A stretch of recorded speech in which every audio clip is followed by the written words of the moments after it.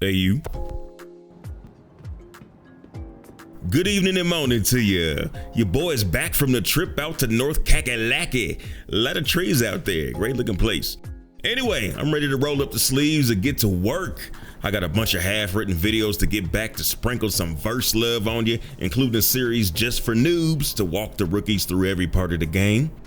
I throw away probably half the videos I write, so y'all let me know if you think that series should get ran through the wood chipper or not. And let me know if there's anything that you'd like to see going forward. So I'm gonna get to work on what I got, but in the meantime, I just ain't got it in my heart to leave you without a little something to vibe to till then. So here's the highlights of the monthly report that Sig dropped to keep you in the loop.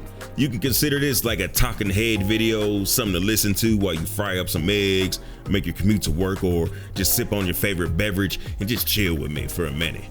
Let's get it. Do me a favor and like up, sub up, and ring up like a boss.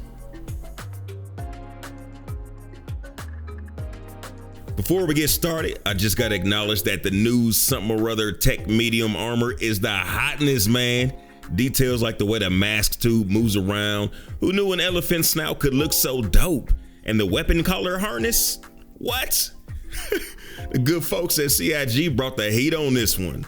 I don't really visit the pledge store looking for armor, but yeah, I'd like to cop every color of this if they ever decide to sell them. But the plan is to loot them from security, so I expect everybody to have them 2 days after they hit the verse. You know? But anyway, let's get it. If you've been dipping toes in the PTU pool since Wave 1, you'll notice how the features team has spent their time improving the new inventory system based on player feedback. Several iterations has landed us where we are now with the ability to filter items using the filter presets or the finer custom filters. The slots for equipment things to legs is a big plus as well. For October, the features gameplay team has been focused on something we all been asking about for a long time, and that'll be selling items back to shops. And the kiosks that'll allow us to do it is what's been worked on. This is on the roadmap for 3.17. Work on the major cargo refactor began in earnest as well, which at some point will allow us to move cargo on and off cargo grids. Also, as you probably know, the features team implemented server crash recovery, which means you no longer lose cargo and items on your ship in the event of a 30K crash. And there was much rejoicing.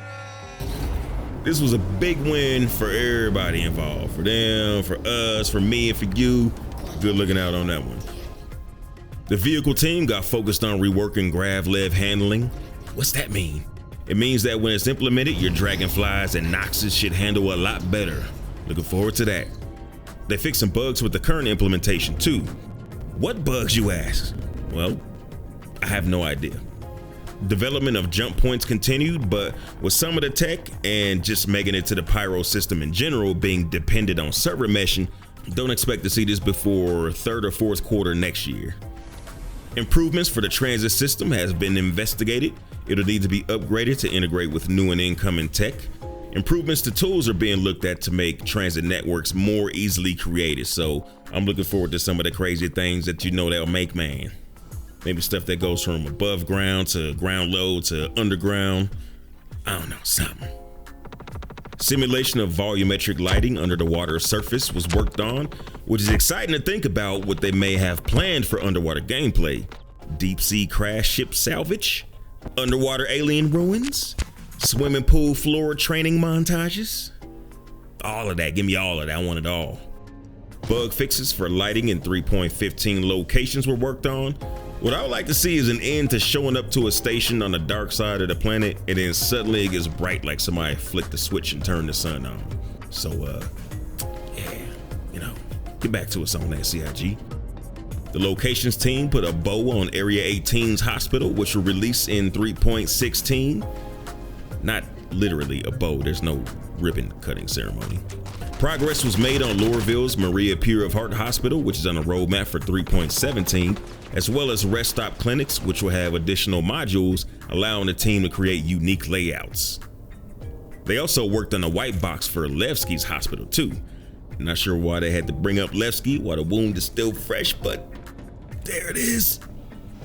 Derelicts were scattered around planetoid locations. Some of them will be basic crash sites with basic resources or items. Others will have puzzles which upon completion will allow access to a lootable container. This is on a roadmap for 3.16. I'm trying to get a lootable container with the penguin plushie with the Snoop Bleezy in his mouth. The vehicle tech team worked on a cornucopia of features, including door control panel interaction, which will allow you to control your environment in interesting new ways, whether that's in a vehicle or in a station. Does that mean we can walk into Wally's and change the lighting scheme like Kevin Flynn at the End of Line nightclub? What, too good for Tron Legacy? Planetary ground storm effects were rebalanced. I'm hoping this doesn't mean they toned it down much, because the intensity of some of the storms were insane, man. And I'd love to fly or even walk somewhere while solely relying on instruments to navigate. Now that's immersion, man. Well, these have been your highlights from the latest monthly report. There's a lot of techie specky things that I didn't cover, so if you want to catch up with things like scanline based acceleration structures, then check out the link to the monthly report in the description. Also, if you missed it, Siggy Sig is looking to help solo miners out with those hard to break rocks that prospectors are having a hard time with. The new mining gadgets seem to do the same jobs as mining modules: resistance reduction, increased optimal window, increased charge rate, etc. Makes you wonder if they'll nerf the existing mining modules so you're not essentially double buffing your modules. But then again, maybe not. You have to physically get out of your ship to place these gadgets on a rock, then tweak the settings to match the resonance of the rock, which leaves the ship vulnerable to anybody looking to rob or kill you. Plus, for every benefit the device gives you, there's some disadvantages as well, like increased shatter damage or instability. So there's some trade-off to balance it out a bit. I wonder, can you attach them to ship holes for some Prospector versus Oblivious 890 jump fun? Mining gadgets are on a roadmap for 3.16. Faces for both NPCs and the character creator are getting a bit of an upgrade. Better textures with subtle imperfections will give them a more realistic appearance. Plus, we're going to be able to add customizable eyebrows, which is kind of funny for some reason. Don't ask me why. You notice how some of the characters' ears are pierced? Exploration of new space stations for Pyro was going down. Like always, you never know which ones will make it, which ones won't, and which ones they'll save for later. Personally, I really dig number 11 and number 8. And you know what else? Big incredible boss love to the Circle of 14, aka executive producer that is Joint. Thanks for keeping the lights on, the bandwidth cracking, and the ramen noodles flowing over here. By the beard of Odin, hold on, the James Lee Evangelist, Mike Eternal Mystery Alvira, Saucy One Sauce Guy, Commander Blackout, aka Sheba Baby, Argo Mode Captain Phantasm, JP Stravinsky, the man with the lavish sounding name, fresh and clean since 2018, eyes open 2018 in the building, Momo, the greenest activist of them all, John Arcadian, aka Nurse Ratchet, Search and Rescue Leader, Smoked Mito, the man who hard flies Reclaimer, Still Legacy, Ankaran, Elvish for Don't Get Smacked Up Man, and the Huntress reppin' Talon's Outer Haven. Big old thanks, executive bosses, you surely is much appreciated.